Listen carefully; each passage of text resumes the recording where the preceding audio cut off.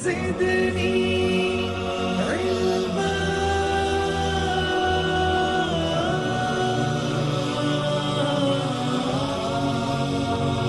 رب زدني علما.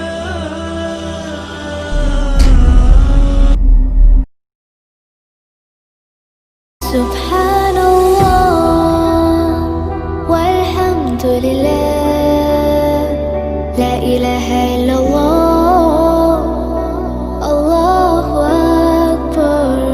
سبحان الله والحمد لله. إن الحمد لله نحمده ونستعينه ونستغفره ونعوذ بالله من شرور أنفسنا ومن سيئات أعمالنا من يهده الله فلا مضل له ومن يضلله فلا هادي له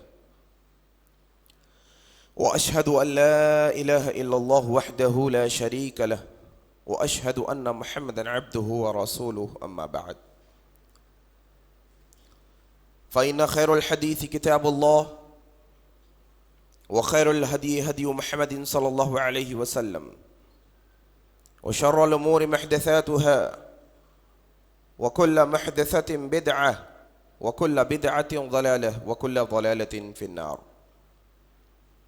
قال الله تبارك وتعالى في القرآن المجيد أعوذ بالله السميع العليم من الشيطان الرجيم يا أيها الناس اتقوا ربكم الذي خلقكم من نفس واحدة وخلق منها زوجها وبث منهما رجالا كثيرا ونساء واتقوا الله الذي تساءلون به والأرحام إن الله كان عليكم رقيبا.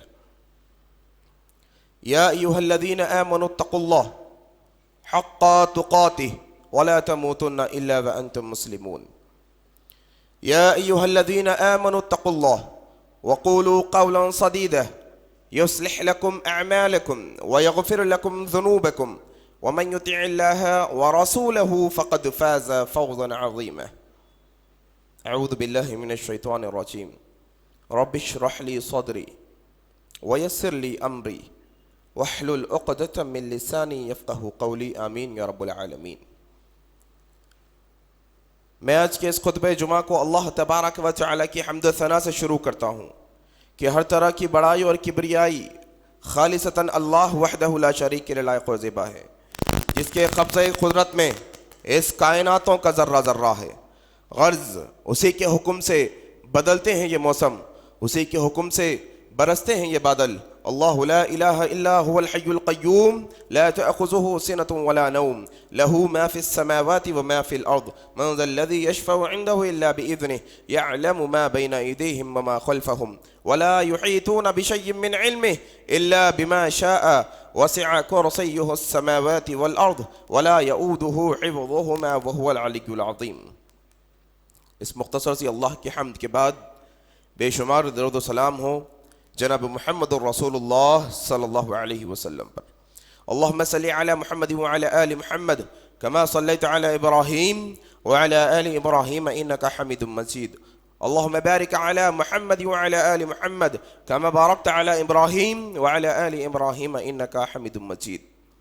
اس کے بعد بے شمار رحمتیں اور برکتیں ہوں آپ صلی اللہ علیہ وسلم کے اصحاب پر. بزرگوں، دوستو، عزیز ساتھی اور پردہ نشین ماؤں بہنوں، آج کے اس خطبہ جمعہ میں جو عنوان ہم نے منتخب کیا ہے وہ عنوان ہے اصلاح معاشرہ میں خواتین کا کردار. در حقیقت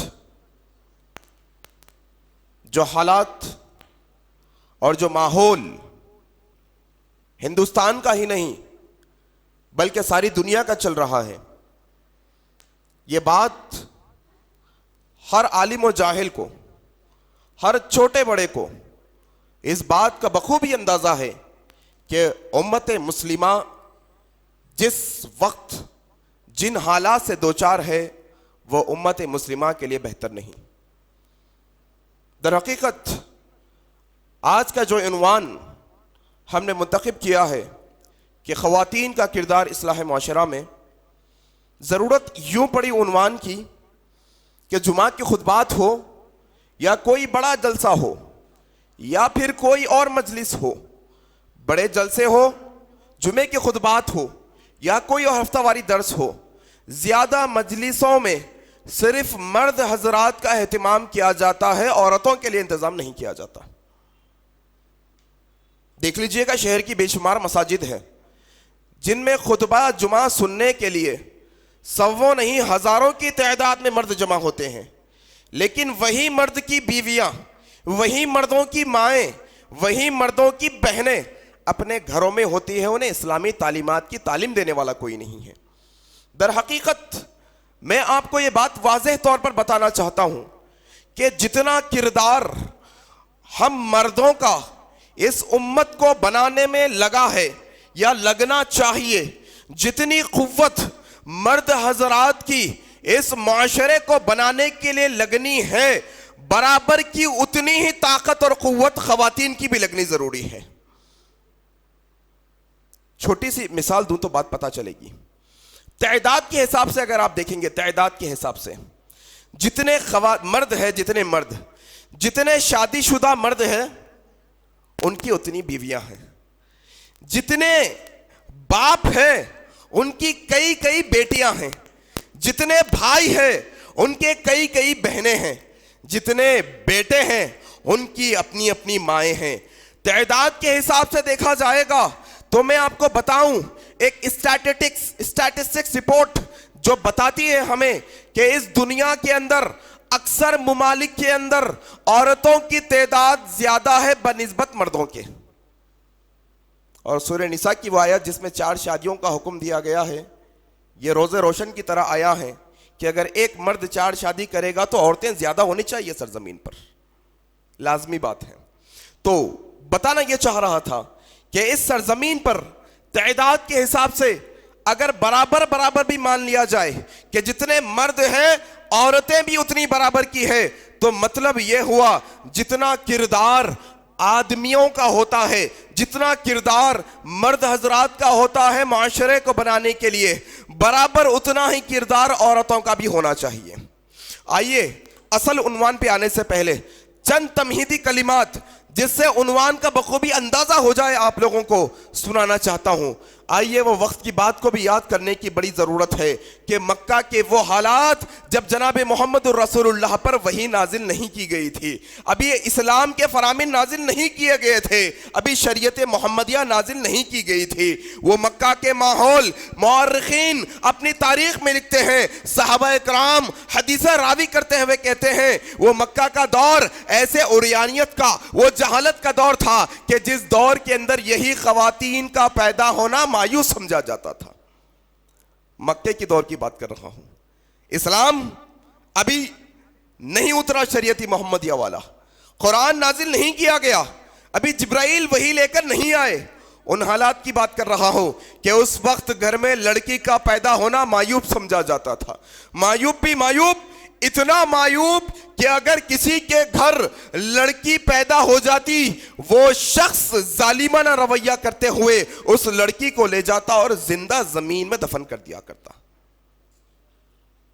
یہ عورت، یہ خواتین، یہ صنف نازک کا معاملہ اسلام سے پہلے تھا۔ کیا معاملہ تھا کہ لوگ عورتوں کو بازاروں میں ننگا کھڑا کر کر انہیں بیچ دیا کیا کرتے تھے، ان کا دام لگایا کرتے تھے۔ کیا معاملہ تھا کہ لوگوں کے جسم فروشی کا دھندا دن بہ دن بڑھتا جا رہا تھا۔ کیا معاملہ تھا، عورتوں کو حقارت کی نظر سے دیکھا جایا کرتا تھا، عورتوں کو وہ اس طرح سے اپنی غلامی کے زنجیروں میں جکڑوایا کرتے تھے کہ کہیں پر عورتوں کی تجارت ہو رہی ہے، کہیں پر عورتوں کو اتنی غلامی میں پھنسا کر رکھا گیا ہے کہ ان کی کوئی قدر و قیمت نہیں، اور کسی گھر میں جب لڑکی پیدا ہوتی اسے زندہ دفن کر دیا جاتا تھا۔ لیکن الحمدللہ ثم الحمدللہ اسلام نے جب اسلام نے اپنے پیروں کو گاڑا اس سرزمین پر، اسلام کی وحی نازل ہوئی، اسلام نے کہا دیکھو یہ وہ عورت ہے یہ وہ عورت ہے جس کی بطن سے تم پیدا ہوتے ہو, جس کی کوکھ سے تم پیدا ہوتے ہو.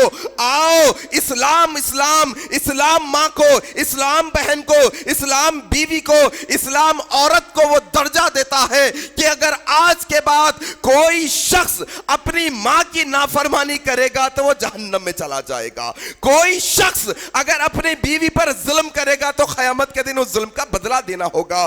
کوئی شخص اگر اپنے بیٹیوں کی اچھی پرورش کرے گا رب ذوالجلال جنت کے اندر مقام بنا دے گا اس کا. اسلام آیا, اسلام نے خواتین کو وہ اونچا مرتبہ دیا, اسلام نے خواتین کو وہ منزلت دی. آج میں ان سے کہنا چاہتا ہوں جو اسلام پر انگلی اٹھاتے ہیں اور کہتے ہیں اسلام تو وہ مذہب ہے جو عورتوں کو قید کرنا سکھاتا ہے, اسلام تو وہ مذہب ہے جو عورتوں پر ظلم کرتا ہے. ارے نہیں نہیں میرے بھائی, یہ تمہاری غلط فہمی ہے, یہ تمہاری مس انڈرسٹینڈنگ ہے. اللہ کے لیے, اللہ کے لیے ایک دفعہ وہ عورتوں کے حقوق جو اسلام نے انہیں دیے ہیں وہ ایک دفعہ پڑھ کر کو دیکھو. لوگ آج کہتے ہیں ماتا کہو, ماتا کہو, زمین کو ماتا کہو, جھاڑ کو ماتا کہو, الانے کو ماتا کہو, فلانے کو ماتا کہو, اللہ کی کوئی اور مخلوق کو ماتا کہو.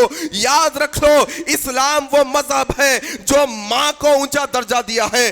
ہم مسلمان ایل فیل چیزوں کو ماں کا درجہ نہیں دے سکتے, ہم مسلمان زمین کو ماں کا درجہ نہیں دے سکتے, ہم مسلمان کوئی اور مخلوق کو ماں کا درجہ نہیں دے سکتے. کیوں؟ ہم مسلمان ماؤں کی اتنی عزت کرتے ہیں, ہم مسلمان ماؤں کا اتنا احترام کرتے ہیں. اسلام نے ہمیں سکھایا اے مسلمانوں تمہاری مائیں تو وہ مائیں ہیں جن کے قدموں کے نیچے جنت ہے. اسلام نے ہمیں سکھایا ہم دھرتی کو ماں نہیں کہہ سکتے. تم دھرتی پر چلتے ہو, دھرتی کو ماں کہتے ہو. تم دھرتی پر گناہ کرتے ہو, دھرتی کو ماں کہتے ہو. ماں کے اوپر کوئی گناہ کرے گا کیا؟ اعوذ باللہ. ماں کے اوپر کوئی قدم رکھے گا کیا؟ ماں کے اوپر کوئی غلاظت کرے گا کیا؟ نہیں نہیں میرے بھائی, ہم ایسی چیز کو ماں کا درجہ نہیں دے سکتے جس کی ہم حرمت نہیں کر سکتے. یہ تو بے حرمتی ہوئی ماں کے, یہ تو بے حرمتی ہوئی ماں کے نام کی. ہم ماں کی بہت عزت کرتے ہیں, ماں کو تو ہم سر پر بٹھاتے ہیں بھائی, سر پر بٹھاتے ہیں. ان کے حکموں کو ہمارے آنکھوں کے پلکوں پر رکھتے ہیں. ہماری ماؤں کے قدموں کے نیچے جنت ہے, یہ زمین کی کیا بات کرتے ہو تم. اسلام نے یہ درجہ دیا ہے خواتین کو. اللہ اکبر. کیا کہا اللہ کے نبی نے؟ اللہ کے نبی جناب محمد رسول اللہ صلی اللہ علیہ وسلم مجلس میں بیٹھے ہیں. اللہ کے نبی نے کہا اگر کسی کے گھر میں 3 لڑکیاں پیدا ہو جائے, 3 لڑکیاں پیدا ہو جائے, اگر وہ شخص وہ 3 لڑکیوں کی اچھی پرورش کرے, انہیں اچھے اخلاق سکھائے, انہیں اچھا نام دے, اور جب وہ بالغ ہو جائے تو اچھے گھرانے میں ان کا نکاح کر دے. اللہ کے نبی نے کہا 3 لڑکیاں جس گھر میں ہو وہ شخص وہ 3 لڑکیوں کی اچھی پرورش کرے, ان کے اچھے اخلاق سکھائے, ان کا اچھا نام رکھے, جب وہ بالغ ہو جائے تو اچھے گھرانے میں ان کا نکاح کر دے. اللہ کے نبی کہتے ہیں ایسا شخص جنت میں داخل ہوگا. اللہ اکبر. صحابہ نے پوچھا اللہ کے نبی کسی کے گھر میں 2 نہیں ہیں, 3 نہیں ہیں, صرف 2 ہے, تو اللہ کے نبی نے کہا اگر 2 لڑکیاں ہیں اس کے ساتھ ایسا معاملہ کرے گا وہ بھی جنت میں جائے گا. اللہ اکبر. پھر اللہ کے نبی نے کہا, صحابہ نے پوچھا اللہ کے نبی اگر 2 نہیں صرف 1 لڑکی ہے تو؟ اللہ کے نبی نے کہا تب بھی اگر وہ شخص ایسا معاملہ کرے گا وہ جنت میں جائے گا. جائیے میٹرنٹی ہاسپٹل کے اندر تھوڑا سا مشاہدہ کریے, ابھی ڈیلیوری ہونے والی ہے, خبر آئی لڑکی پیدا ہوئی, سارے سسرال والوں کے منہ سوکھ گئے. ارے ایسے کیا غم چھا گیا بھائی, ایسا کیا معاملہ ہو گیا کہ تم لڑکی کے پیدا ہونے پر اداس ہو گئے؟ میں ان ساسوں سے پوچھنا چاہتا ہوں تم بھی تو لڑکی ہو, تم بھی تو عورت ہو, اگر تمہیں پیدا ہوتے ہی گلا گھونٹ کر مار دیا جاتا تو کیا تمہارے بیٹے کی بہو آتی اور لڑکی کو جنتی؟ اللہ اکبر.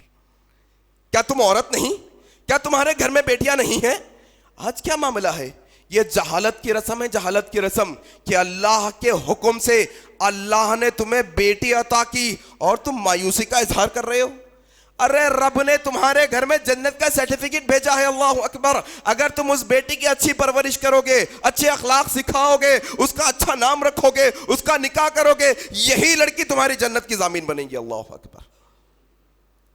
یہ مقام و مرتبہ دیا ہے اسلام نے عورتوں کو. اللہ اکبر. لوگ آج کہتے ہیں, اسلام پر انگلی اٹھاتے ہیں کہ عورت کے ساتھ یہ ظلم کیا گیا کہ 4 شادیاں کرنے کو کہا گیا.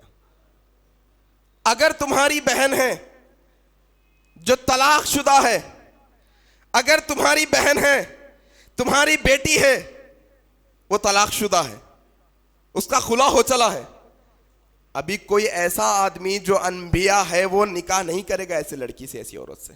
کس کو ڈھونڈو گے تم؟ شادی شدہ مرد کو ڈھونڈو گے نا. اپنی بیٹی, اپنی بہن طلاق شدہ ہے, اس کا رشتہ ڈھونڈ رہے ہو کوئی ایسے مرد سے جو شادی شدہ ہو تو بھی چلے گا, اور تم اسلام پر انگلی اٹھا رہے ہو کہ اسلام نے زیادہ شادی کی اجازت دے کر عورتوں پر ظلم کیا ہے.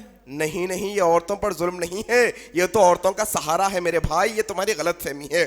اگر یہ ایک سے زیادہ شادی کرنا عورتوں پر ظلم ہوتا تو نعوذ باللہ اللہ کے نبی کبھی یہ ظلم نہ کرتے, نہ اللہ یہ ظلم کرنے کا اللہ کے نبی کو کبھی حکم دیتا. اگر کسی ماں بہن, کسی بھائی کے ذہن میں یہ غلط فہمی ہے کہ ایک سے زیادہ شادی کرنے سے عورتوں کو ظلم ہوتا ہے, تو اپنے ذہنوں سے یہ بات کو نکالنے کی ضرورت ہے. یہ اللہ کے قانون کی خلاف ورزی ہے, یاد رکھ لو. ہاں, اللہ نے کہا ایک بہتر ہے, تمہارے لیے ایک بہتر ہے اگر تم انصاف نہ کرو, لیکن اللہ نے جو قانون نازل کیا اس کے تعلق سے دل کے اندر, دماغ کے اندر غلط فہمی نہیں رہ سکتے آپ.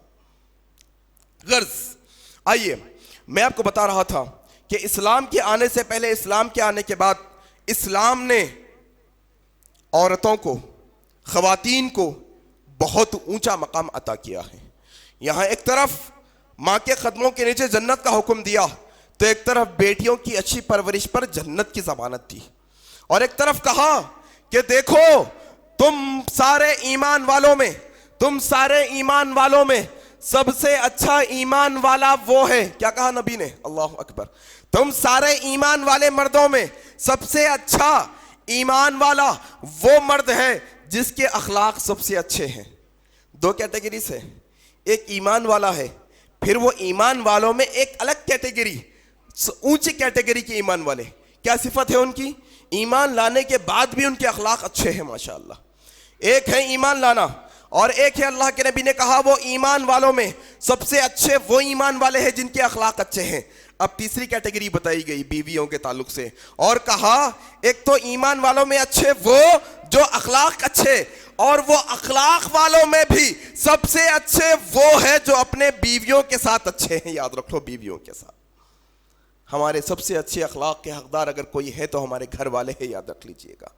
یہ اسلام نے عزت بخشی ہے عورتوں کو, یہ اسلام نے اونچی عزت عطا کی ہے خواتین اسلام کو. آئیے یہی خواتین کے تعلق سے چند ایک اہم باتیں بتانا چاہتا ہوں کہ کس طرح سے یہ ہماری خواتین, جو ہماری مائیں, ہماری بہنیں, ہماری بیویاں اور ہماری گھر کی خواتین, ہماری رشتہ دار خواتین, یہ خواتین اسلام کے اندر ہمارے معاشرے کو اچھا بنانے کے اندر کیسا کردار ادا کر سکتی ہیں.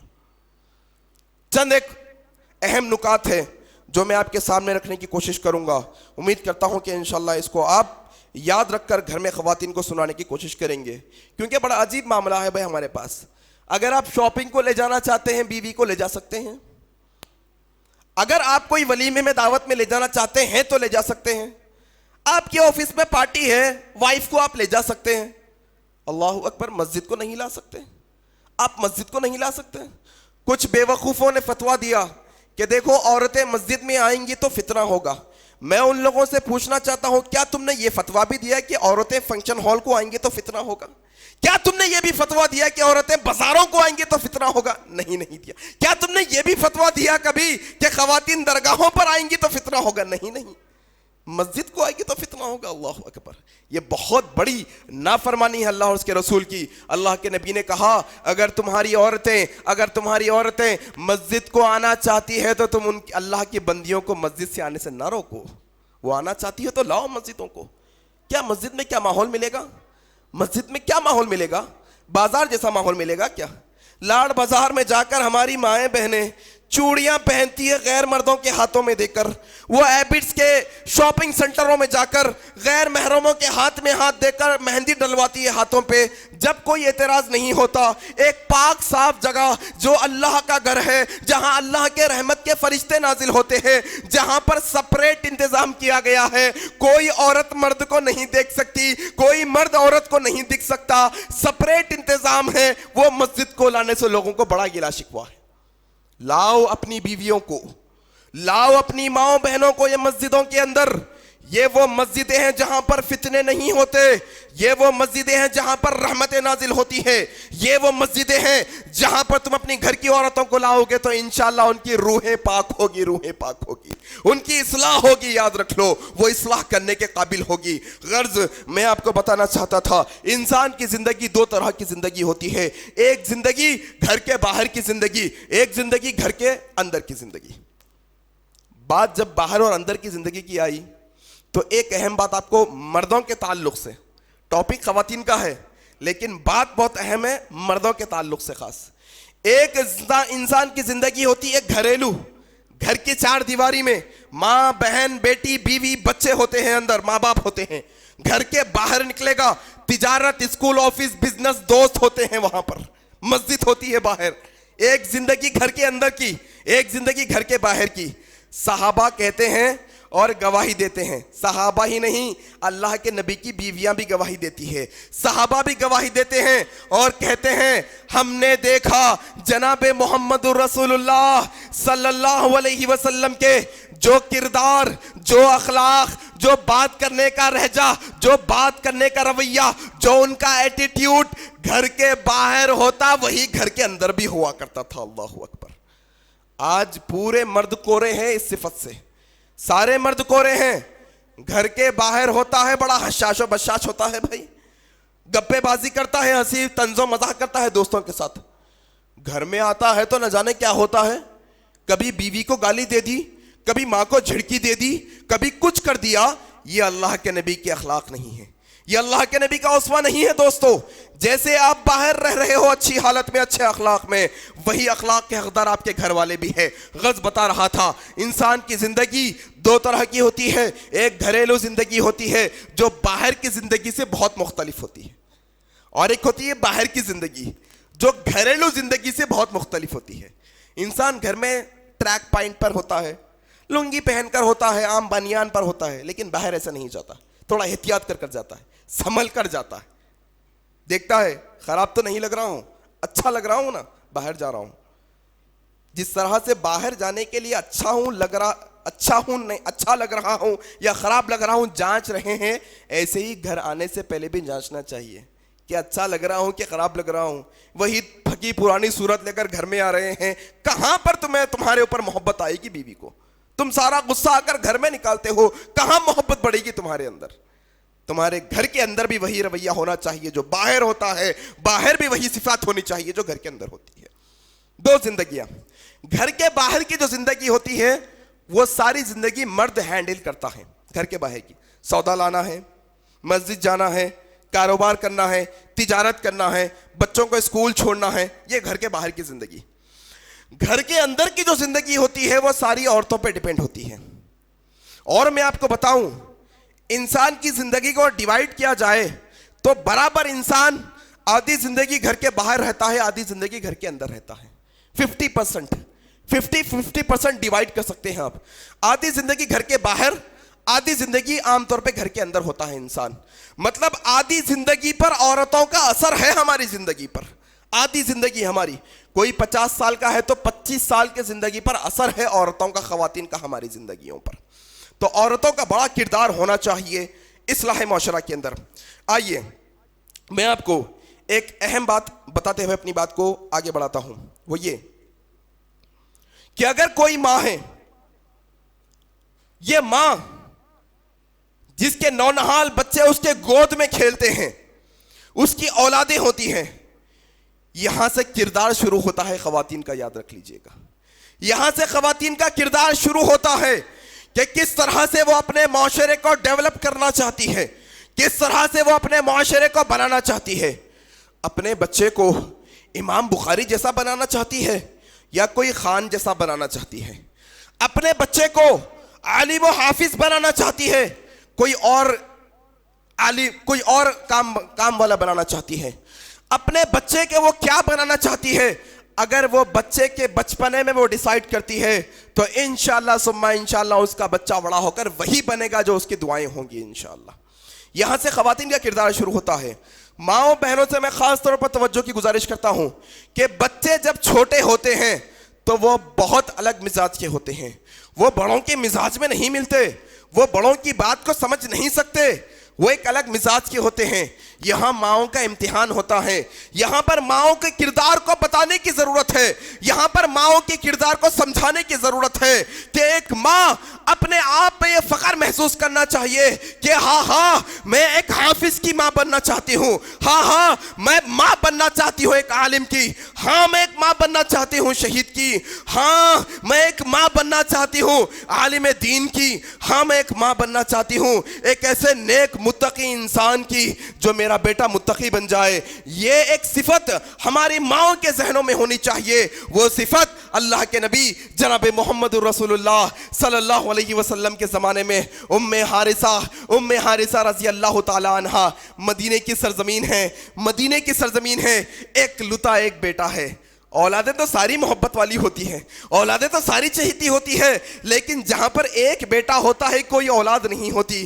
ایک اولاد ہے حارثہ رضی اللہ تعالیٰ عنہ کی والدہ، بڑے لختے جگر سے بڑے ناز و نخروں سے پالا، ایسی پرورش کی کہ سارے مدینے کے اندر یہ ماں بیٹے کی محبت کی مثالیں دی جایا کرتی تھی۔ اب بیٹا جوان ہو چلا ہے، اب بیٹا بالغ ہو چلا ہے، اب ہڈیوں میں دم آ چلا ہے، اب جوان مردی کی طاقت آ چلی ہے۔ اللہ کے نبی جناب محمد رسول اللہ صلی اللہ علیہ وسلم اعلان کرتے ہیں، اے مومنوں، اے مسلمانوں، اب یہاں پر ہمیں جنگ بدر کے لیے جانا ہے، جنگ بدر ہونے والی ہے، مشرکوں کے خلاف ہمیں تلواریں اٹھانا ہے۔ یہ حارث رضی اللہ تعالیٰ عنہ اپنی ماں کے گود میں سر رکھ کر لیٹے ہیں اور کہتے ہیں مائی کیسی ہے؟ وہ اپنی ماں، وہ چہیتی ماں اپنے بیٹے کے گالوں پر ہاتھ پھیرتی ہے اور کہتی ہے بیٹے تجھے جب دیکھتی ہوں تو دل میں ٹھنڈک پڑتی ہے، اے بیٹے اب میری ایک خواہش ہے کہ میں تیرا نکاح کر دوں، میری خواہش ہے کہ میں تیری شادی کر دوں، تیری اولادیں ہوں وہ اولادوں کے ساتھ میں بھی کھیلا کروں،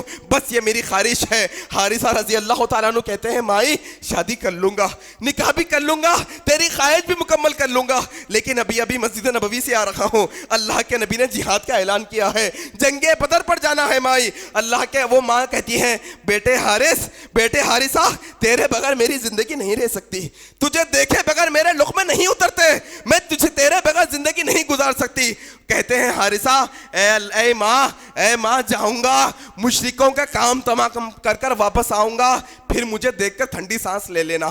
ماں کہتی ہے بیٹا دیکھ اللہ کے نبی یہ ماں اپنے سینے پر پتھر رکھ کر تجھے جہاد کے لیے بھیجتی ہے، خود اپنے ہاتھوں سے کپڑے نکالے، کپڑوں کو صاف کیا اور کپڑے پہنائے، تلوار لٹکی تھی نکال کر گلے میں لٹکائی اور کہا بیٹا ڈٹ کر مقابلہ کرنا، بیٹا اللہ کے نبی کا کبھی مخالفت نہ جانا، اللہ کے نبی کو چھوڑ کر واپس نہ آنا چاہے جو ہو جائے، جا بیٹا جہاد کے لیے۔ حارثہ رضی اللہ تعالیٰ عنہ صحابہ کے ساتھ جاتے ہیں، وہ بدر کے مقام پر پہنچتے ہیں، وہ بدر کے مقام پر رکے ہیں، ایک صحابی کو اس کنویں کی نگرانی کے لیے رکھا گیا اور کہا یہ بدر کا کنواں ہے، دیکھو یہاں پر کسی مشرک کو آنے نہ دینا، کوئی آ کر زہر ملا دے گا، ہم اس کا پانی پی لیں گے، سب کے سب نقصان میں ہو جائیں گے۔ وہ صحابی تیر کو لیے کھڑے ہیں، تیر کمان میں ڈالے کھڑے ہیں، کوئی مشرک آئے گا کام تمام کر دوں گا۔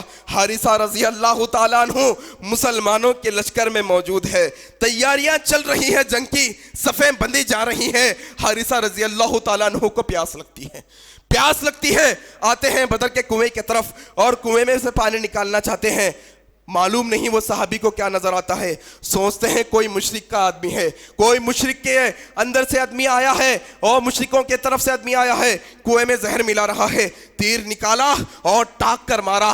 حارثہ رضی اللہ تعالیٰ عنہ کے گلے میں یہ تیر لگی، خون کا فوارہ نکلا، شہرک کٹی اور وہیں پر آپ قتل کر دیے گئے. وہیں پر جسم پڑا ہے. یہ صحابی آ کر دیکھتے ہیں، اللہ اللہ میرے ہاتھوں سے یہ کیا ہو گیا، میں تو مشرک سمجھ کر مارا تھا، یہ تو مسلمان مر گیا. یہ جنگ بدر کا واقعہ سنا رہا ہوں، وہ ماں کا واقعہ سنا رہا ہوں جو ماں نے آنے والی رہتی دنیا تک کی ساری ماؤں کے لیے مثال دی اور بتایا کہ ماں ہونی چاہیے تو ایسی ماں ہونی چاہیے، ماں کا کردار ہونا چاہیے تو ایسا کردار ہونا چاہیے، ماں کے اندر صفتیں ہونی چاہیے تو ایسی صفتیں ہونی چاہیے. وہ بدر کے اندر مسلمانوں کو کامیابی سے ہمکنار کیا گیا، مسلمان کامیاب ہو گئے. اب مدینے کی طرف جا رہے ہیں، ایک کے بعد ایک صحابہ قافلے کی شکل میں مدینے میں داخل ہو رہے ہیں. وہ ام حارثہ، وہ حارثہ کی ماں جو اپنے لخت جگر سے بے حد محبت کیا کرتی تھی، مدینے کے بارڈر پر کھڑی ہے اور تک رہی ہے کہ بیٹا آئے گا،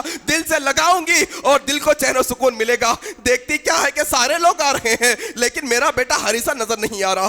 بے چین ہوئی اور ایک صحابی کو پکڑ کر پوچھا، اے وہ شخص بتا تو حارثہ کو جانتا ہے کیا؟ کہا ہاں میں جانتا ہوں. تیرا کیا لینا دینا ہے ماں، تیرا کیا لینا دینا ہے حارثہ سے؟ کہا میں ام حارثہ ہوں، میں حارثہ کی ماں ہوں، میں میرا لخت جگر ہے، میں اسے بہت چاہتی ہوں. وہ ہم اللہ کے نبی کے ساتھ جہاد میں گیا ہے، اب وہ آئے گا کلیجے سے لگاؤں گی اس کے سر کو اور دل کو ٹھنڈک محسوس کروں گی. وہ صحابی کہتے ہیں ماں، اے حارثہ کی ماں، حارثہ کے بارے میں صبر کا معاملہ اختیار کر، حارثہ کے بارے میں صبر کر. اللہ نے اسے اپنے پاس بلوا لیا ہے، وہ اس اب دنیا میں نہیں رہا.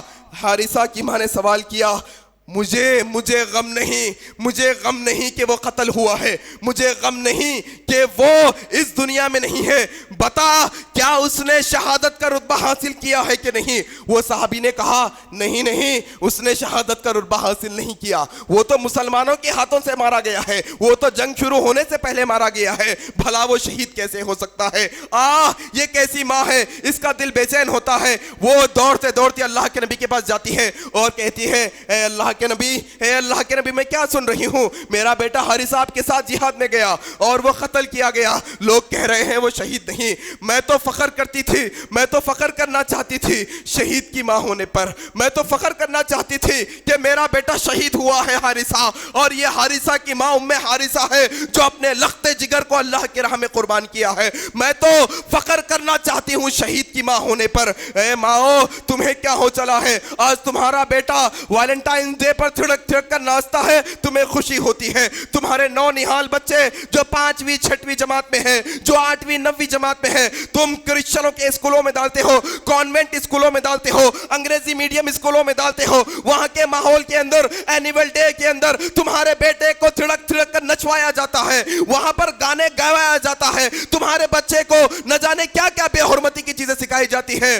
تم اینیول ڈے میں جاتے ہو، تمہارے بچوں کا ناچ دیکھتے ہو، تمہارے بچوں کا گانا دیکھتے ہو اور تم خوش ہوتے ہو. وہ ماں نے تمہیں بتایا اگر تمہیں فخر کرنا ہے تو شہید والے بیٹے پر فخر کرو، اگر تمہیں فخر کرنا ہے تو دیندار بیٹے پر فخر کرو، تمہیں اگر فخر کرنا ہے تو حافظ اور عالم پر فخر کرو، تمہیں اگر فخر کرنا ہے تو اللہ کے مطیع و فرما بردار بیٹے پر فخر کرو. یہ ماں نے تمہیں درس دیا ہے کہ ایسے بیٹوں کو تم اپنی کوکوں سے جنو کہ اسلام کے لیے وہ کچھ کام کر جائے، اسلام کے لیے اپنی جانوں کو قربان کرنے والے بن جائے، اسلام کے لیے اپنی نیندوں کو قربان کرنے والے بن جائے، اسلام کے لیے اپنے نفسوں کی قربانی دینے والے بن جائے. اے میری ماؤں، سب سے پہلا پیغام جو میں تمہارے نام آج کے خطبے میں دینا چاہتا ہوں، تم ایک مثالی ماں بنو، ایک ایسی مثالی ماں بنو جو بچپنے سے ایسی تربیت کرو کہ تمہارے بیٹے بڑے ہو کر امام مسلم جیسے بنے، امام بخاری جیسے بنے، عمر بن عبدالعزیز جیسے بنے. وہ خطاب کے بیٹے عمر نے عبداللہ بن عمر کی ایسی پرورش کی کہ ایک دور میں عمر بن خطاب نے اسلام کے خلاف فتویٰ دیا، حدیث کے خلاف فتویٰ دیا. لوگوں نے کہا تمہارے باپ یہ فتویٰ دیتے ہیں. عبداللہ بن عمر نے کہا میرے باپ نے فتویٰ دیا ہے، نبی نے فتویٰ نہیں دیا. میرے باپ کی بات پیر کی نوک پر، اللہ کے نبی کی بات میری سر آنکھوں پر. یہ परवरिश होनी चाहिए माँ बाप की। माँ की गोद सबसे पहला मदरसा होता है मेरी माओ। तुम्हारी परवरिश होती है, तुम्हारे अल्फाज होते हैं ये बच्चों के मुंहों में जाते हैं, तुम्हारे अल्फाज सीख कर ये बच्चे बात करना सीखते हैं। तुम जैसी बात करोगे तुम्हारे बच्चे वैसी बात करने वाले बनेंगे, तुम जैसे चाल चलन करोगे तुम्हारी बच्चे वैसे चाल चलन करने वाले बनेंगे। मेरी माओ, तुम्हारा बहुत बड़ा फरीजा है ये उम्मत पर, तुम्हारा बहुत बड़ा किरदार है, तुम्हारी बहुत बड़ी जिम्मेदारी है कि तुम इमाम बुखारी की वालिदा ने कैसी परवरिश की थी, कैसी परवरिश थी कि बाप ने जमा पूंजी की रकम रखी थी, वो सारे के सारे लाखों रुपए करोड़ों रुपए उनके वालिद ने छोड़ कर गए थे। उनकी माँ ने वो सारे के सारे करोड़ों रुपया उनकी तालीम पर खर्च करवाया। जानते हैं इमाम बुखारी कौन? इमाम बुखारी जिनकी हदीसों के बारे में सारी उम्मत मुस्लिमा का, सारे उम्मत मुस्लिमा के उलमाओं का मुत्तफिक फैसला है कि अल्लाह की किताब के बाद अगर कोई सबसे ऑथेंटिक किताब, सबसे सही किताब है तो वो इमाम बुखारी की किताब है। अल्लाह अकबर। क्या इमाम बुखारी की वालिदा थी, बचपने में आंखें चली गई, अंधे हो गए, दिखता नहीं है। इमाम बुखारी की बात कर रहा हूं। अगर आज की माएँ होती, जितनी जमा पूंजी है बच्चे की सेहत पर खर्च करवा देती, कहती जो भी हो जाए सारे पैसे चले जाए लेकिन बच्चे की आंखें वापस आ जाए, भाई बच्चे की सेहत वापस आ जाए। वो माँ ने तुम्हें किरदार अदा कर कर बताया। रब की बारगाह में वो इमाम बुखारी की वालिदा अपने हाथों को उठाती है और कहती है, रब्बे जुल जलाल, या रब्बे जुल जलाल, मेरा बेटा अपनी आंखों की रोशनी खो चुका है। ए अल्लाह मेरे बेटे की आंखों की रोशनी को वापस कर दे। मैं तेरी नबी के हदीसों की खिदमत के लिए मेरे बेटे को वक्फ कर दूंगी। अल्लाह अकबर। इमाम बुखारी की वालिदा इधर हाथ उठाकर दुआ कर रही है। कोई इलाज नहीं, कोई दवा नहीं, कोई हकीम नहीं, कोई पैसा खर्चा नहीं किया गया। रब की बारगाह में हाथ उठाकर दुआ किए गए, रब्बे जुल जलाल ने इमाम बुखारी की आंखों की रोशनी को वापस कर दिया। ये माँ का किरदार होना चाहिए औलाद के हक में, याद रख लो। ये माओं का किरदार आज हमारे दरमियान से खत्म हो चला है। अरे माओं के पास ही वो तकवा नहीं, माओं के पास ही वो शरीयत का इल्म नहीं, वो क्या खाक सिखाएंगी अपनी औलादों को। सबसे पहला पॉइंट आज के इस खुतबे जुमा का, मेरी माओ तुम तकवे परहेजगारी वाली बन जाओ, तुम शरीयत का इल्म हासिल करने वाली बन जाओ। आज बड़ा अजीब मामला है भाई, औरतें इस्लाम की तालीमात से, मसलों मसाइल से इतनी नावाकिफ, इतनी दूर, इन्हें मसले बिल्कुल नहीं मालूम। ऐसे कई मसले हमारे पास आए हैं जिन्होंने शादी तो कर ली, शादी हो गई, निकाह हो गया, लेकिन अल्लाह अकबर दुल्हन को गुस्ल करने का तरीका नहीं मालूम, कैसे पाक होते हैं मालूम नहीं, जंबी हालत में सारी जिंदगी गुजार दी, सालों साल है, गुस्ल करने का तरीका नहीं आता। एक औरत मर्द जब रात को मिलते हैं, सुबह उठकर जो गुस्ल किया जाता है उसका तरीक़ाकार क्या होता है, कैसे उसका गुस्ल का तरीका होता है, माओं को नहीं मालूम है, कई हमारी बहनों को नहीं मालूम है। और अजीब मामला है हमारे घरों का भी भाई, बड़ा अजीब मामला है।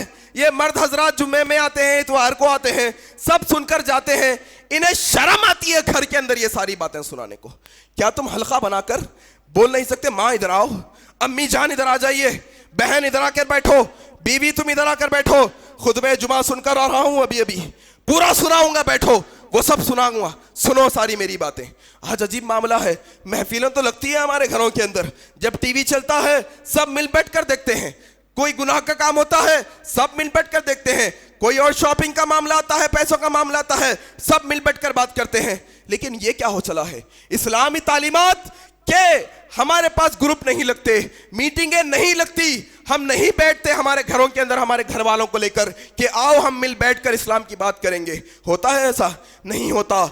इंसानों को, हम मुसलमानों को, हम मर्दों को शर्म आती है ऐसा करने के लिए, या फिर हो सकता है कम इल्म हो, इल्म हासिल कर कर उन तक इल्म पहुंचाओ, नहीं पहुंचा सकते तो मस्जिदों को लाओ, ऐसे इज्तिमात में लाओ ताकि उनका इल्म हासिल हो सके। गर्ज के ये औरतों का जो किरदार होता है बुनियादी कहाँ से शुरू होता है, देखिए आप, चाहे मर्द हो चाहे औरत हो, वो कोख तो औरत ही की होगी जो माँ के पेट से पैदा होगी, औरत ही की परवरिश होगी, बाप परवरिश नहीं कर सकता, बाप तरबियत नहीं कर सकता, वो घर के बाहर होता है। تربیت کا پروانہ، تربیت کیسے شروع ہوتی ہے؟ ماں کے ذریعے سے شروع ہوتی ہے. ماں سکھاتی ہے اسے بولنا، ماں سکھاتی ہے اسے کھانا، ماں سکھاتی ہے اسے اٹھنا بیٹھنا. بڑا عجیب معاملہ ہے بھائی، آج مائیں اپنے بچوں کو خوبصورت دیکھنا چاہتی ہے. خوبصورت لگے بھائی بچہ ہمارا، چاہے چھوٹا ہو کہ بڑا ہو، وہ خوبصورتی کے چکر میں اسے کیسے کپڑے پہنا رہی ہے اسے معلوم نہیں. شریعت کے خلاف والے کپڑے ہیں. چھوٹی بچی ہو یا بڑی بچی ہو، اسکرٹ پہننا اسلام کے اندر حرام ہے. مردوں والے کپڑے عورتوں کو پہنانا حرام ہے اسلام کے اندر. چاہے وہ بچی چھوٹی ہی کیوں نہ ہو، اسے جینز ٹی شرٹ نہیں پہنا سکتے. یہ تربیت کا حصہ ہے ایک. اگر یہ بچی کو بچپنے میں جینز ٹی شرٹ پہناؤ گے، بڑی ہو کر بھی جینز ٹی شرٹ پہنے گی، بڑی ہو کر بھی وہی کپڑے پہنے گی.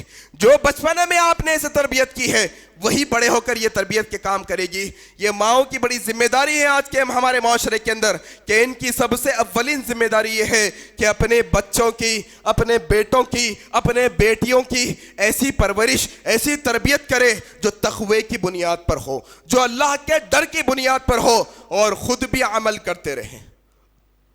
خود بھی عمل کرتے رہیں. ایسا نہیں صرف اولاد کو کہہ رہے ہیں، خود فجر میں نہیں اٹھ رہے ہیں، اولاد کو کہہ رہے ہیں فجر میں اٹھنے کے لیے. خود نمازیں نہیں پڑھ رہے ہیں، اولاد کو کہہ رہے ہیں فجر کی نمازیں پڑھنے کے لیے. خود ٹیلی ویژن دیکھ رہے ہیں، سیریلز دیکھ رہے ہیں، اولاد کو کہہ رہے ہیں کہ تم ٹیلی ویژن نہ دیکھو.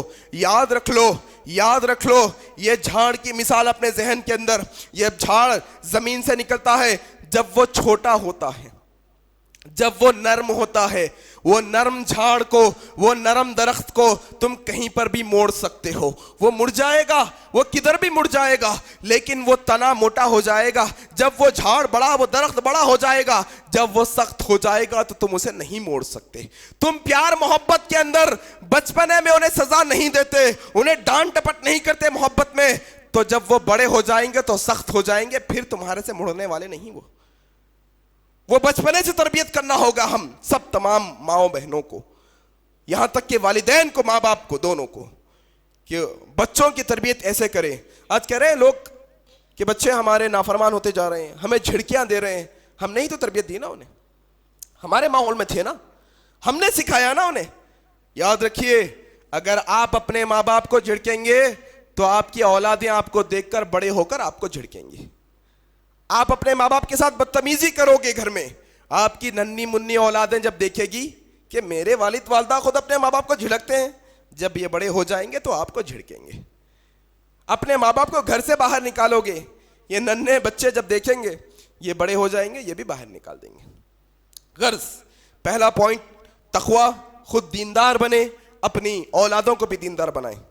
دوسرا پوائنٹ فصاحت اور انداز بیان پر بڑا توجہ دے مائیں. آج خواتین اپنی زبان پر کنٹرول نہیں رکھتی، عام طور پر خواتین اپنی زبان پر کنٹرول نہیں رکھتی، جس کی وجہ سے ہوتا یہ ہے کہ بڑے بڑے فساد ہو جاتے ہیں خاندانوں کے اندر، صرف یہ زبان کی بنا پر.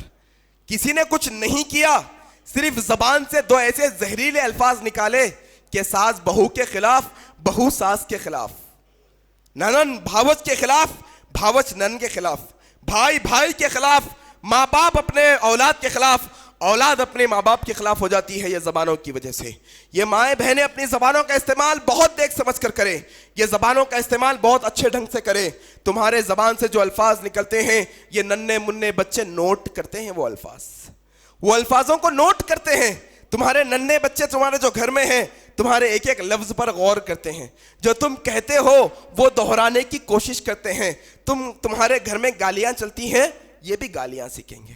تمہارے گھر میں گانے چلتے ہیں، بڑے ہو کر یہ بھی گانے گانے والے بنیں گے. تمہارے گھر میں حدیثیں چلتی ہیں، تمہارے گھر میں اللہ کا ذکر چلتا ہے، تمہارے گھر میں قرآن کی تلاوت چلتی ہے، تمہارے زبان سے تلاوت نکلتی ہے، تمہاری زبان سے ہر وقت اچھے الفاظ نکلتے ہیں. یہ اولادیں بھی وہی سیکھیں گی جو تمہارے منہ سے نکلیں گا. بڑے احتیاط کے ساتھ یہ بچوں کے سامنے اپنی زبانوں کو کھولنا چاہیے، کیونکہ ان کے دماغ بہت تازہ ہوتے ہیں. جو بات ان کے کانوں میں جاتی ہے ان کے ذہنوں میں پیوست ہو جاتی ہے، بیٹھ جاتی ہے، محفوظ ہو جاتی ہے. تو ان کو وہی سنانا چاہیے جو ان کے آنے والے دور کے لیے بہتر ہوگا. اور اس کے بعد تیسرا نقطہ ہے ہماری ماؤں بہنوں کے تعلق سے، وہ اپنے معاشرے کے اندر بہتر سے بہتر کردار ادا کر سکتی ہے حکمت کے ساتھ. حکمت کے ساتھ عام طور پہ ایک بات واضح ہے، اس میں کوئی شک نہیں. میں کسی کی عزت نکالنے کے لیے یہ بات نہیں کہہ رہا ہوں, میں کسی کو نچلا دکھانے کے لیے یہ بات نہیں کہہ رہا ہوں. یہ بات حدیث میں اللہ کے نبی نے بیان کی ہے, میں آپ کو یہ بیان کر رہا ہوں. اللہ کے نبی نے کہا دیکھو تم اپنے گھر والوں کے تعلق سے نرمی برتو. کیا کہا اللہ کے نبی نے؟ اپنے گھر والوں کے تعلق سے, اپنی بیویوں کے تعلق سے نرمی برتو. کس سے حکم ہے؟ شوہروں سے حکم ہے. نرمی کا رویہ اختیار کرو تم. کیوں؟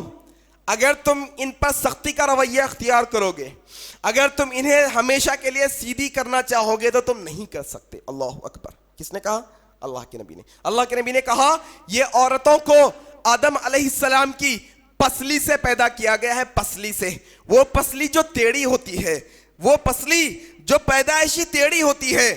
میں کسی کو نام نہیں رکھنا چاہتا, میں کسی پر نقطہ چینی نہیں کرنا چاہتا, لیکن ہر ایک کا اپنا مزاج ہوتا ہے, ہر ایک کا ایک نیچرل مزاج ہوتا ہے اندر کا ہمارا. وہ مزاج کی بات کر رہا ہوں. اگر آپ یہ چاہتے ہیں عورت ایسی مزاج کی ہو جائے جیسے مرد کی مزاج والی ہوتی ہے تو وہ ناممکن سی بات ہے. ان کی مزاج بہت الگ ہوتی ہے, مختلف ہوتی ہے عورتوں سے. ان کا سوچنے کا طریقہ بہت الگ ہوتا ہے ہم مردوں سے, بہت الگ ہوتا ہے. اس کے لیے کنٹرولر کی ضرورت ہے. اللہ نے قوام بنایا ہے مردوں کو, کنٹرولر بنایا ہے. اگر وہ سیدھی ہوتی, اگر وہ ٹیڑھی نہیں ہوتی تو کنٹرولنگ کی ضرورت نہیں تھی, قوام بنانے کی ضرورت نہیں تھی. اللہ نے آپ کو ان پر قوام اس لیے بنایا ہے کہ ان کو کنٹرول میں رکھنے کی ضرورت ہے. اب وہ کنٹرول میں رکھنے کے لیے مرد اور عورت کو دونوں کو جو اہم چیز کا استعمال کرنا چاہیے وہ ہے حکمت کا استعمال. حکمت. یہ حکمت ایک ایسی چیز ہے جس سے انسانوں کا دل جیتا جا سکتا ہے, جس سے بہت سے بہت الجھے ہوئے مسئلوں کو سلجھا دیا جا سکتا ہے. کیسے؟ اللہ کے نبی بیٹھے ہیں, صحابہ بیٹھے ہیں, مسجد نبوی کا معاملہ ہے. مسجد نبوی پورے مسجدوں میں اونچا مقام رکھتی ہے مسجد. وہ کعبۃ اللہ مسجد اور فلسطین میں بیت المقدس, یہ 3 مسجدیں. اللہ کے نبی مسجد نبوی میں بیٹھے ہیں, ایک بدو آیا اور پیشاب کرنا شروع کر دیا. پیشاب کر رہا ہے مسجد کے اندر. دیکھیے حکمت کیا ہوتی ہے یہ بتایا اللہ کے نبی نے. صحابہ مارنے کے لیے دوڑ رہے تھے, اللہ کے نبی نے کہا رک جاؤ, اسے پورا مکمل تو کر لینے دو. اب اگر یہ مسجد میں آ کے کوئی یہاں پر ایسی حرکت کرے گا تو کیا کریں گے؟ ماریں گے, ڈانٹیں گے, ڈپٹیں گے, گالی گلوچ کریں گے. نقصان کیا ہوگا؟ دیکھیے آپ, یہ بدو آیا پیشاب کر رہا ہے, صحابہ مارنے کے لیے دوڑ رہے, اللہ کے نبی نے کہا رک جاؤ, اسے کر لیں دو, مکمل کر لیں دو. حکمت کیا ہے دیکھیے. اگر وہ بدو کو بیچ پیشاب میں مارا جاتا, ڈانٹا جاتا, تو پھر وہ وہاں سے پیشاب کرتے کرتے بھاگتا, مسجد اور زیادہ گندی ہوتی. پھر اس کی پرائیویسی کا مسئلہ ہے, اس کے پرائیویٹ پارٹس ہے جو لوگوں کو نظر آ جاتے, نعوذ باللہ. اللہ کے نبی نے حکمت کا مظاہرہ کر کے بتایا رک جاؤ, اسے کر لینے دو. ہاں بھائی تھوڑا پانی لاؤ, اس پر بہاؤ, وہ پاک ہو گیا. بدو کو بولا ادھر آؤ, بیٹھو, دیکھو یہ اللہ کا گھر ہے, یہاں پر ایسی نجاست والا کام نہیں کرتے, آئندہ سے کہیں اور جا کر کرنا, یہ کام مسجدوں میں نہیں کرنا. امام احمد بن حنبل اپنے احمد میں کہتے, مسند احمد میں کہتے ہیں وہ بدو نے ایک بہترین دعا کی اس کی بات. اللہ اکبر. دیکھیے حکمت کیسی ہے.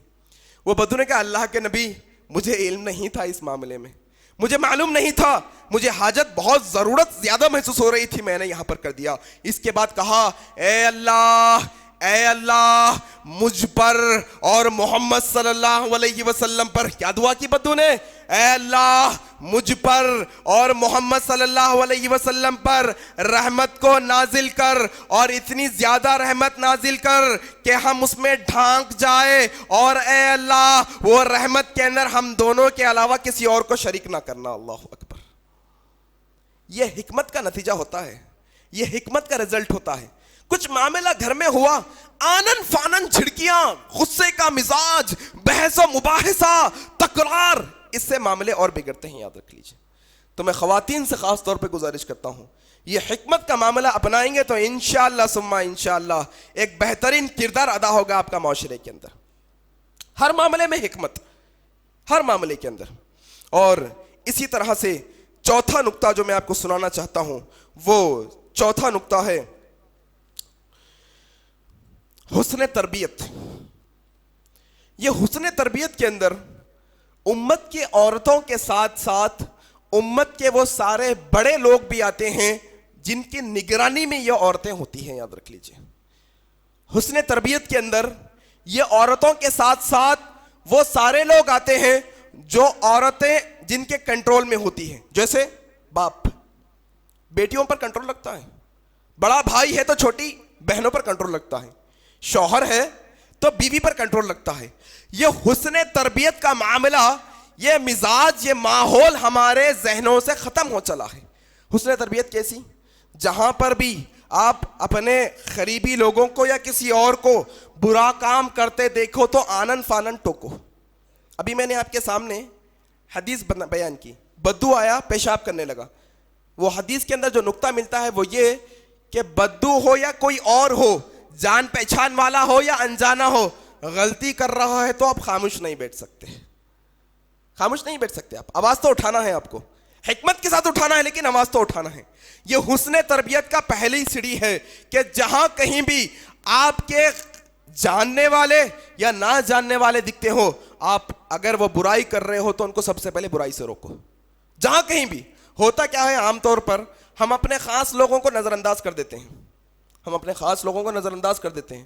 جب غیر کوئی کرتا ہے تو بڑی نکتہ چینی کر کے انگلی اٹھا کر دیکھو انہو کر رہے ہیں، دیکھو انہو کر رہے ہیں. یہ رویہ نہیں ہونا چاہیے. حسن تربیت کا معاملہ تو یہ ہے کہ وہ حسن تربیت کے اندر سب سے پہلے اپنے گھر سے حسن تربیت شروع کی جائے. سب سے پہلے اپنے گھر کے ماں بہنوں بیٹیوں کی، اپنے انڈر میں رہنے والوں کی تو حسن تربیت کی جائے. کیا معاملہ ہے؟ جناب والا تو عالم ہے نا، جناب والا تو علم والے ہیں، لیکن آپ کی بیوی ہے جو بے پردہ پھرتی ہے. آپ تو بڑے حافظ ہیں، مسجد کے امام ہیں، ہم نے آپ کی بیوی کو دیکھا، آپ کی بیوی صرف شال اوڑھ کر جاتی ہے، نہ برقع پہنتی ہے، نہ چہرہ چھپاتی ہے. یہ کئی کی دینداری ہے؟ یہ حسن تربیت میں نہیں آتا، یاد رکھ لیجئے. یہ حسن تربیت میں سے نہیں آتا. یہ حسن تربیت کا مزاج اور ماحول پیدا کریے اپنے گھروں کے اندر، ہر جگہ پر. پانچواں نقطہ اور آخری نقطہ ہے، یہ بہت اہم نقطہ ہے. آج جس طرح سے پہلے تقریر کے شروعاتی تمہیدی کلمات میں نے آپ سے کہا کہ آج خواتین کو اسلامک ایکٹیویٹیز سے بہت دور کر دیا گیا ہے، بہت دور کر دیا گیا ہے. آج ضرورت ہے یہ پانچویں نقطے کے اندر ہماری مائیں بہنیں بھی اسلامی ایکٹیویٹیز کے اندر آگے آگے نظر آئیں، وہ بھی آگے آئیں، وہ بھی اجتماعات کے اندر ہاتھ بٹائیں، وہ بھی پروگرامز منعقد کرے چاہے اپنے گھروں میں ہی کیوں نہ ہو، وہ بھی اسلامی ایکٹیویٹیز روزانہ کرتے رہے، وہ بھی دعوت اللہ کے کام میں اپنا کام انجام دیتے رہے. آج بڑا عجیب معاملہ ہے بھائی. آج ہم یہ سمجھ رہے ہیں کہ عورتیں ہماری خدمت کر رہی ہے، بس وہ پکا کے دے رہی ہے، ہماری فرما برداری کر رہی ہے، بچوں کو پال رہی ہے، گھر کے سارے کام کر رہی ہے، کافی ہے. یاد نہیں حضرت صفیہ رضی اللہ تعالیٰ عنہ، اللہ کے نبی کی پھوپھو، اللہ کے نبی کی پھوپھی ہے. کون؟ حضرت حمزہ کی بہن. اللہ اکبر. احد کا میدان ہے، احد کا میدان ہے، جنگ چل رہی ہے، ساتھ میں عورتوں کا قافلہ بھی ہے. اللہ اکبر. کہاں کی بات کر رہا ہوں بھائی؟ میدان جنگ، جہاد کے میدان کی بات کر رہا ہوں.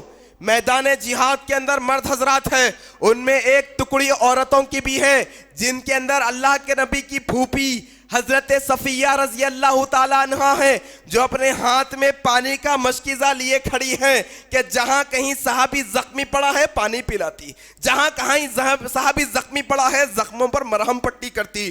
اور ایسی جہاں باز خاتون یہ کہ اللہ کے نبی جناب محمد رسول اللہ دیکھ رہے ہیں، حضرت صفیہ رضی اللہ تعالیٰ عنہ اس پار کھڑی ہے، اس پار ان کے بھائی حضرت حمزہ رضی اللہ تعالیٰ عنہ کا مسئلہ کیا گیا ہے، ان کی پور پور کاٹ کر ڈال دی گئی ہے، ان کا جسم ٹکڑے ٹکڑے ہو کر پڑا ہے. اس طرف وہ بہن اپنے صحابہ کو جذبات دلا رہی ہے، کہہ رہی ہے مارو مشرکوں کو، کاٹو ان مشرکوں کو چھوڑنا نہیں، انہوں نے ہم پر حملہ کیا ہے، ڈیفنس میں وار کرو، افنس میں وار کرو، مارو ان لوگوں کو. یہ صفیہ رضی اللہ تعالیٰ عنہ ایک بہترین کردار اسلامی ایکٹیویٹیز کے اندر بتا رہی ہے. میدان جہاد میں کھڑی ہے، وہ اپنے ہاتھ میں تلوار لیتی ہے اور اس طرف آنے کی کوشش کرتی ہے جس طرف ان کے بھائی کا جسم پڑا ہے. اللہ کے نبی دیکھتے ہیں کہ صفیہ ادھر آنا چاہتی ہے، اللہ کے نبی ان کے بیٹے کو اشارہ کر کر کہتے ہیں دیکھو اپنی والدہ کو روکو، اپنی والدہ کو روکو، وہ ادھر آئے گی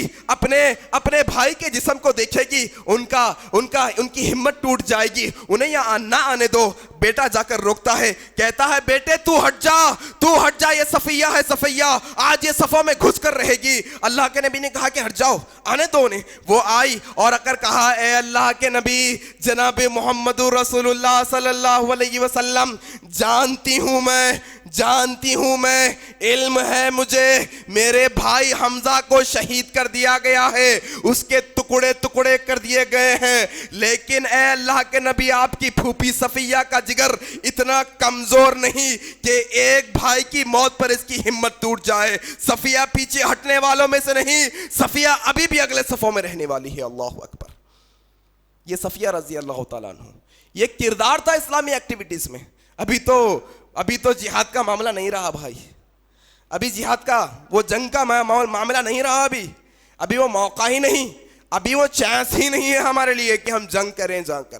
ابھی تو ہمارے نفسوں سے جنگ کرنے کا معاملہ ہے, ابھی تو ہماری نیندوں سے جنگ کرنے کا معاملہ ہے, ابھی تو یہ مال و دولت سے جنگ کرنے کا معاملہ ہے, ابھی تو وہ میدان جہاد بہت دور ہے. اپنی ماؤں بہنوں کو اسلامی ایکٹیویٹیز میں جوڑیے گا, اسلامی ایکٹیویٹیز میں جوڑیے اپنی ماؤں بہنوں کو, بیویوں کو. یاد رکھ لیے جمعے کے خطبات میں اگر کہیں مساجد میں انتظام ہے ساتھ لے جائیے, پردے کا انتظام ہے تو لے جائیے ورنہ مت لے جائیے. الحمدللہ میں نہیں جانتا حیدرآباد کے اندر یا کہیں اور پر کوئی ایسی مسجد بھی ہے جہاں پر خواتین کا انتظام بھی اور پردے کا اہتمام نہ ہو. ماشاءاللہ جہاں خواتین کا انتظام ہے وہاں پر اچھے سے اچھا پردے کا انتظام ہے ماشاءاللہ. اور اس مسجد میں بھی آپ لوگ بیٹھے ہیں, اس مسجد میں بھی خواتین کا انتظام ہے. الحمدللہ پردے کی پابندی ہے, نہ عورتوں کی آپ کو آواز آئے گی, نہ عورتوں کی آواز آئے گی, نہ عورتیں آپ کو نظر آئے گی. ماشاءاللہ پردے کا پورا انتظام ہے. یہ اسلامی ایکٹیویٹیز میں, یہ دعوت سنٹرز میں, یہ دعوت کے معاملے کے اندر ہماری عورتوں کو جوڑنے کی ضرورت ہے.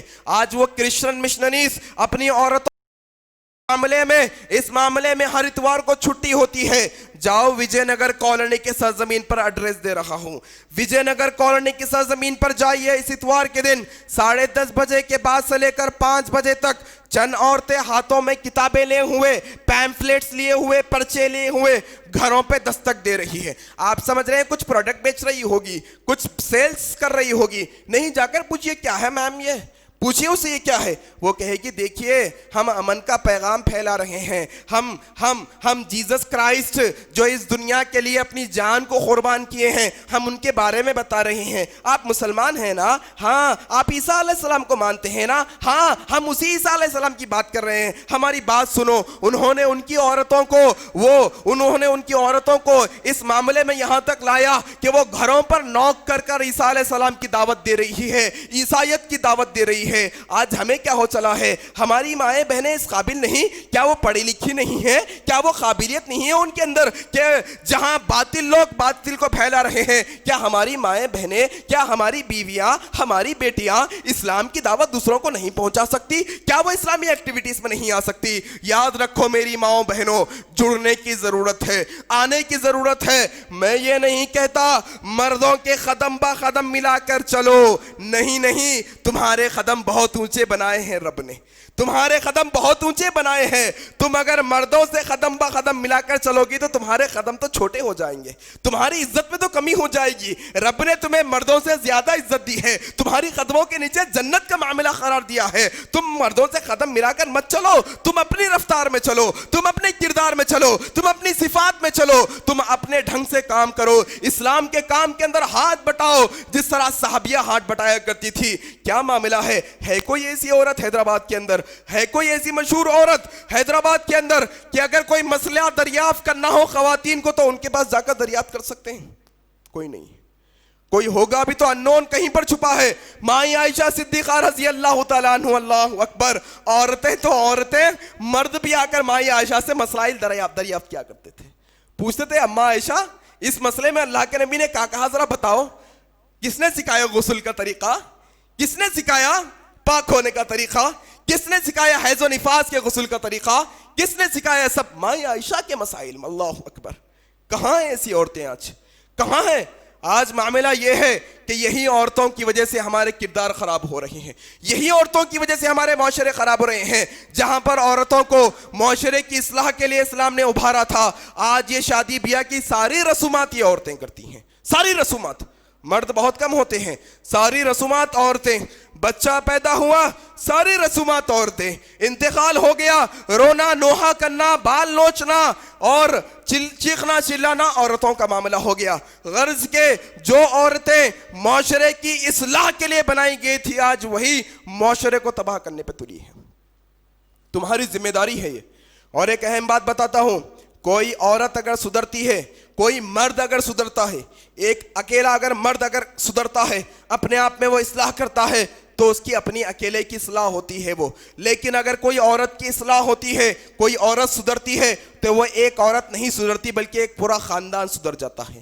وہ اپنے باپ کو بھی سدھار دیتی ہے, وہ اپنے بھائی کو بھی سدھار دیتی ہے, وہ اپنے بیٹے کو بھی سدھار دیتی ہے, وہ اپنے شوہر کو بھی سدھار دیتی ہے, وہ اپنے اولادوں کو بھی سدھار دیتی ہے. یاد رکھ لیجئے گا, یہ کردار ہونا چاہیے. چند ایک اہم احادیث جو عورتوں کے متعلق آج کے دور میں بیان کرنا بڑا ضروری ہے وہ لے کر آیا ہوں. 4 حدیثیں سناؤں گا, اس کے بعد خطبے کو ختم کر دوں گا.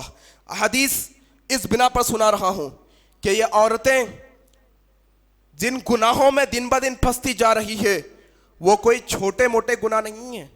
عام روزے مرہ کی زندگی میں ہو رہے ہیں گناہ, وہ چھوٹے موٹے کاموں کے اندر وہ گناہ ہو رہے ہیں, لیکن وہ گناہ کی وعید بہت ہے. آئیے میں آپ کو سناتا ہوں. اللہ اکبر. حضرت ابو موسیٰ اشعری رضی اللہ تعالیٰ عنہ روایت کرتے ہیں, ابو داؤد کی صحیح حدیث ہے. اللہ کے نبی جناب محمد رسول اللہ صلی اللہ علیہ وسلم نے فرمایا کہ ایک دور ایسا آئے گا, ایک دور ایسا آئے گا کہ جو عورت اپنے گھر سے خوشبو لگا کر نکلے گی.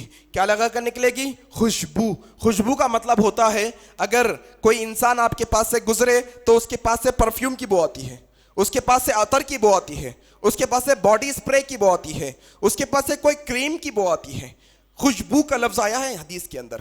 اللہ کے نبی نے کہا, ابو داؤد کی حدیث, ابو موسیٰ اشعری رضی اللہ تعالیٰ عنہ روایت کرتے ہیں, اگر کوئی اس گناہ میں ملوث ہے تو اپنے آپ کو بچانے کی ضرورت ہے. یاد رکھ لو, اللہ کے نبی نے کہا جب تم آنکھوں سے کوئی گندی چیز دیکھتے ہو تو وہ آنکھوں کا گناہ زنا ہوگا. زنا سمجھتے ہیں نا, زنا اڈلٹری, زنا ہوگا. آنکھوں سے کوئی گندگی دیکھتے ہو, بے حیائی دیکھتے ہو تو وہ کون سا؟ آنکھوں کا زنا ہوگا. پھر اللہ کے نبی نے کہا کوئی عورت اپنے گھر سے خوشبو لگا کر نکلتی ہے. بڑا عام ہو گیا آج مسئلہ, باڈی اسپریس نکل گئے ہیں. کیا ہو گیا؟ باڈی اسپرے لگائیں گے تو پسینہ نہیں آئے گا نا. ذرا تھوڑا سمر ہے, ہم کالج جا رہے ہیں, ہم دفتر اسکول جا رہے ہیں, لڑکیاں ہماری, آپ کی میری مائیں بہنیں کی بات کر رہا ہوں میں, ہمارے گھر کی عورتیں باڈی اسپرے استعمال کر رہی ہیں جس سے ہوا میں خوشبو پھیلتی ہے. وہ پرفیوم, لیڈی پرفیومز بنائے گئے, خاص طور پر خواتین کے الگ پرفیومز بنائے گئے خواتین کے. اللہ کے نبی نے کہا آنکھوں سے گندی چیز کو دیکھنا آنکھوں کا زنا ہے. اگر کوئی شخص کوئی عورت اپنے گھر سے خوشبو لگا کر نکلتی ہے اور کوئی مجموعے کے پاس سے گزرتی ہے تاکہ ان کو خوشبو آئے, اللہ اکبر. کوئی عورت اپنے جسم پر خوشبو لگا کر نکلتی ہے اور کوئی مجلس کے پاس سے گزرتی ہے, اللہ کے نبی نے کہا وہ عورت تو ایسی ویسی ہے, وہ عورت تو ایسی ویسی ہے, وہ عورت تو ایسی ویسی ہے, وہ زانیہ ہے. اللہ اکبر. زنا کرنا ہے, خوشبو لگا کر باہر نکلنا, یاد رکھ لیجیے. کوئی اگر یہ سوچ رہے ہیں ہم نے تو شرمگاہ کا زنا نہیں کیا, الحمدللہ نہیں کیا آپ نے. ہم نے تو آنکھوں کا زنا نہیں کیا, الحمدللہ نہیں کیا آپ نے.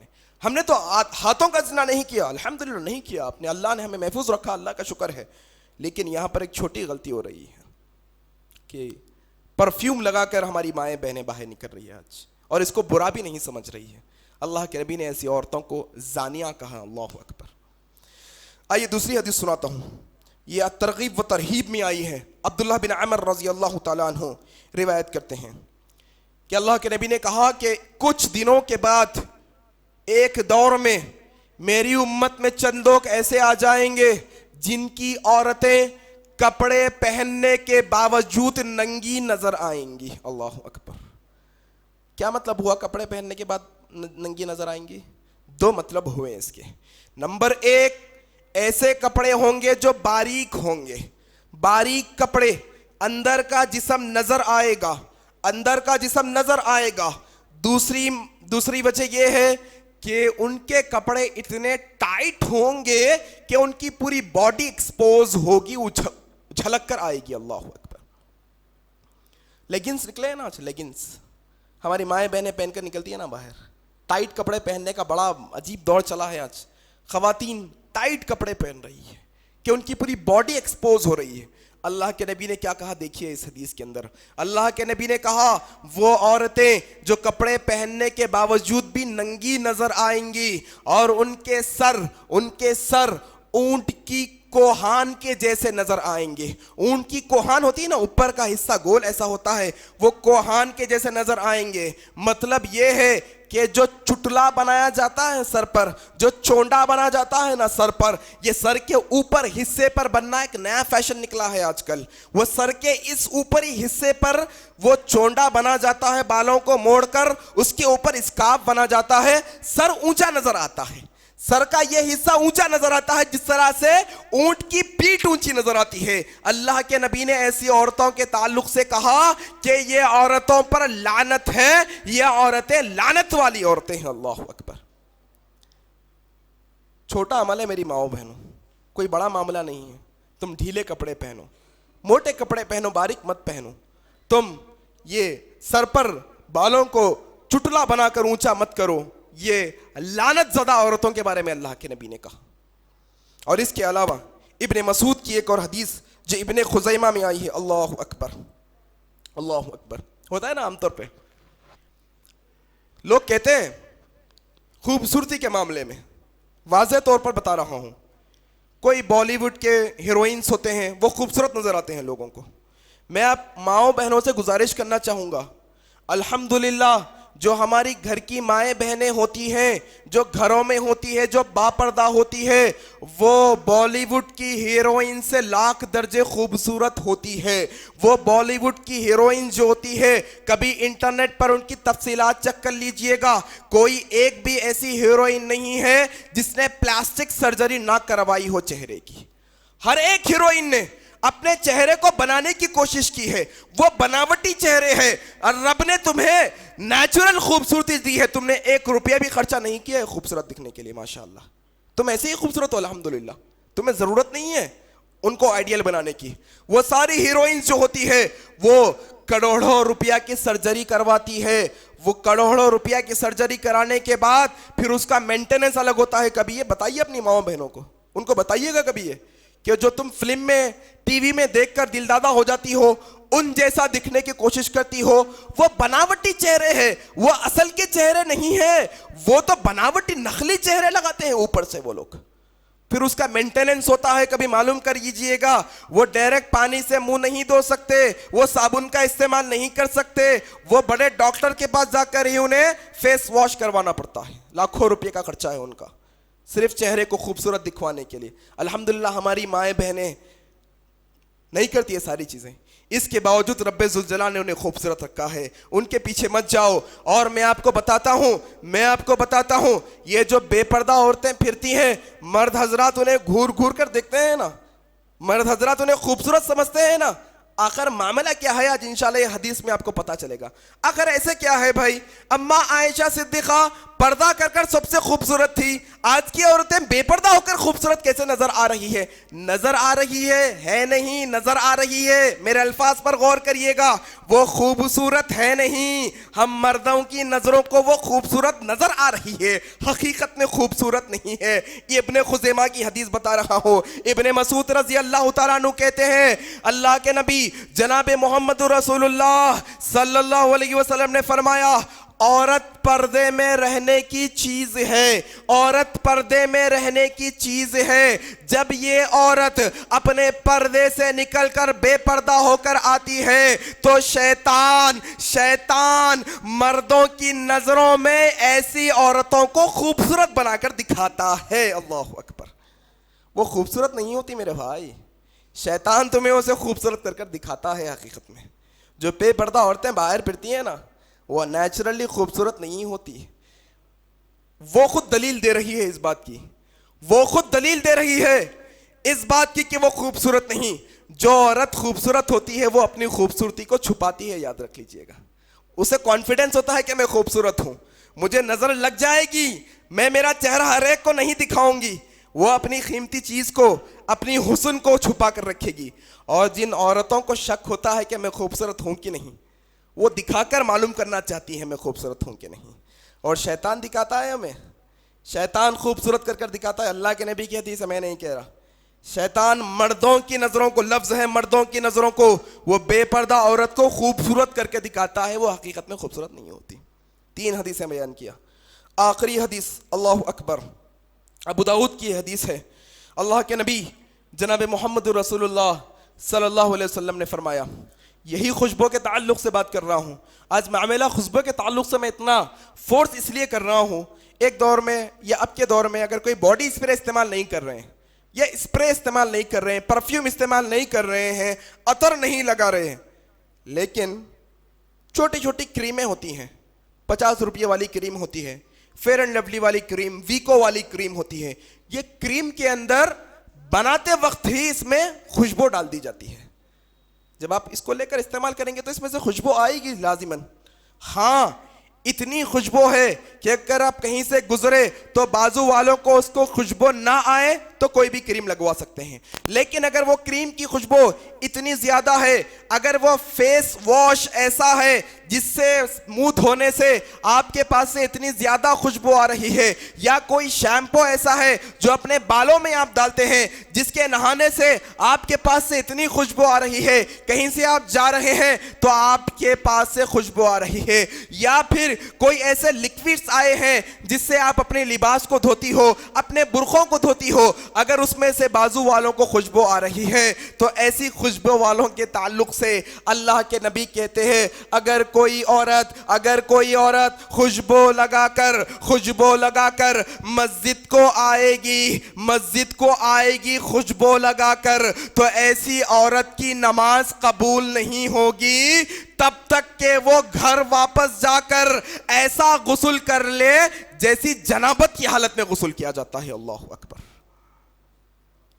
ناپاک ہونے کے بعد غسل کرتے ہیں ہم ناپاکی کی حالت میں قرآن نہیں چھو سکتے، ناپاکی کی حالت میں نماز نہیں پڑھ سکتے.